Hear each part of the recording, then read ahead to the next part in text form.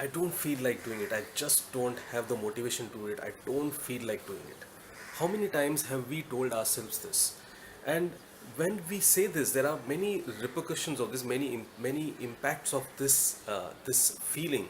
When we say I don't feel like doing it, our attention, our focus gets on what we don't want to do rather than what we want to do. On what we don't want to do than what we want to do. Just think about it. When you say I don't feel like doing this, you don't want to do it, and that's where your attention becomes.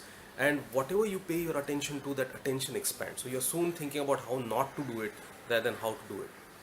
And this is a deeper issue about identity and values. And what I mean by that is that if you have created an identity which says that I am this person, then you would not be subject to feelings. So let me give you an example. Suppose if you want to do your physical fitness program, that could be anything. It could be you want to do yogasans or you want to go to the gym.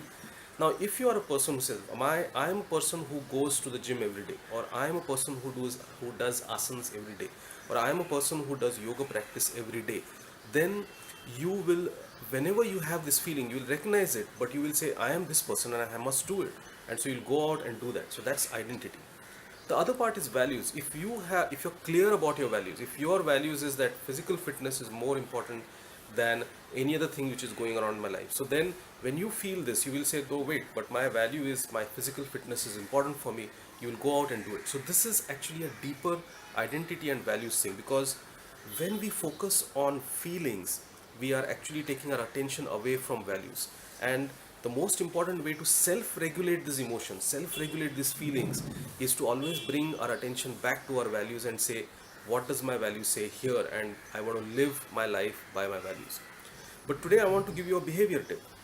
While there is a deeper work which needs to be done for identity and value, I want to give you a behavior tip by saying that look at what are the costs of that behavior. So suppose you say, I don't feel like going and doing this physical fitness program. You ask yourself, what is the cost of doing this? If I don't do this today, I might say, okay, it's just one day, but over a period of time it will build up and I will lose my physical fitness.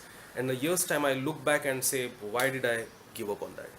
Suppose if it's your pranayam practice, you would look back and say, if because I am not allowing the right physiological experience to happen inside me, I'm losing out on the quality of life which I get both at a respiration level and also at a mental level. There would be certain thought processes. There might be certain reading material which you want to read and you're saying, or I don't feel like doing this today. You would look at it and say, if I don't do this, then over a period of time, my ability to think clearly, my ability to take decisions is dependent upon my mental fitness. So look at all the cost of this behavior. Yoga calls this as pratipaksha bhavana, vitarka bhavane pratipaksha bhavana, which means that whenever you feel like moving away from your dharma is always what gives you self-direction. Those principles which you have created for yourself, the values which you have created for yourself, gives you self-direction. And when you say, I don't feel like doing it, you are saying, I'm not doing my dharma. And yoga says, vitarka bhavane pratipaksha bhavana. So when you are experiencing a feeling which takes you away from dharma, makes you do adharma, look at the opposite of it, look at the cost of it, look at asking yourself that if I go down this path, what is the opposite path of adharma? What is the opposite path of dharma? What will it lead me to? So recognize your feelings, accept them, but don't be hostage to them.